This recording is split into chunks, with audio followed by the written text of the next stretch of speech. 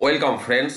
Kolkata high court SSC 2016 মামলার যে চূড়ান্ত রায়দান করেছিলেন, সেখানে 7 নম্বর পয়েন্টে যেটা বলা ছিল, সিবিআই চাইলে তদন্ত করতে পারে ইফ নেসেসারি, এবং সিবিআইকে বলা হয়েছে তদন্ত করতে। CBI will undertake further investigation.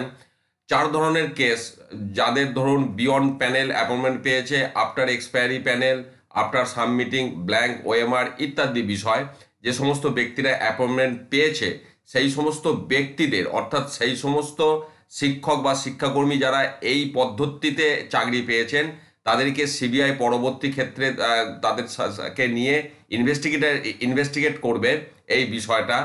তো তারপর আমরা দেখলাম সুপ্রিম কোর্ট কিন্তু সেটাকে কন্টিনিউ রেখেছে।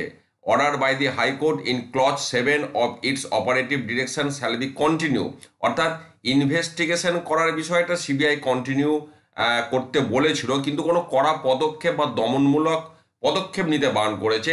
তো তারপরে আমরা দেখলাম সিবিআই কিন্তু সেই প্রক্রিয়া শুরু করে দিয়েছে, এবং এখানে আপনাদেরকে যেটা দেখাচ্ছি, অ্যাসিস্ট্যান্ট টিচার্স ফর 9-10, এই ক্ষেত্রে সিবিআই ওই সমস্ত ব্যক্তিদের চিঠি করছে, চিঠি করে নিজাম প্যালেসের সিবিআই যে দপ্তর, সেখানে দেখা করতে বলেছে, বিভিন্ন তথ্য জমা দিতে বলা হচ্ছে, এবং অ্যান্সারিং সার্টেন কোশ্চেন, বেশ কিছু প্রশ্নের উত্তর দেওয়ার জন্য ডাকা হয়েছে।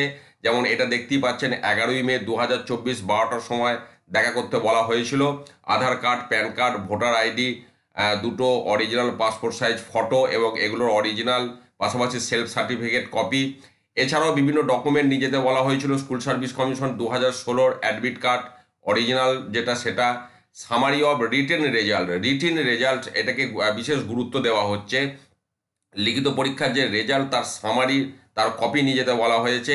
পাশাপাশি summary of results issued by the commission showing the results status and direction for attending interview, অর্থাৎ রেজাল্টের যে সামারি, যেটা কমিশন থেকে দেখানো হয়েছিল ওয়েবসাইটে, যেটার পরিপ্রেক্ষিতে ইন্টারভিউতে ডাক পেয়েছিলেন ওই সমস্ত ব্যক্তিরা, সেটাও নিয়ে যেতে বলা হয়েছে। পাশাপাশি রেকমেন্ডেশন লেটার, যেটা স্কুল সার্ভিস কমিশন থেকে দিয়েছিল, তার অরিজিনাল এবং জেরক্স।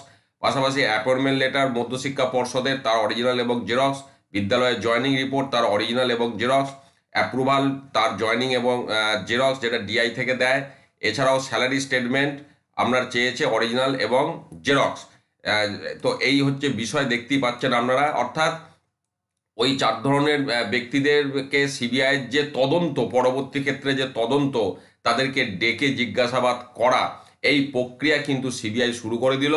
হাইকোর্টের ডিরেকশন ছিল, সুপ্রিম কোর্ট সেই ডিরেকশনটাকে বজায় রেখেছে। তারই পরিপ্রেক্ষিতে আমরা এই ধরনের বিষয় দেখতে পাচ্ছি।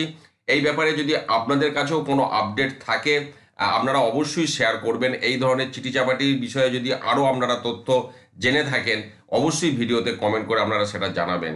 ভালো থাকুন, সুস্থ থাকুন, ধন্যবাদ।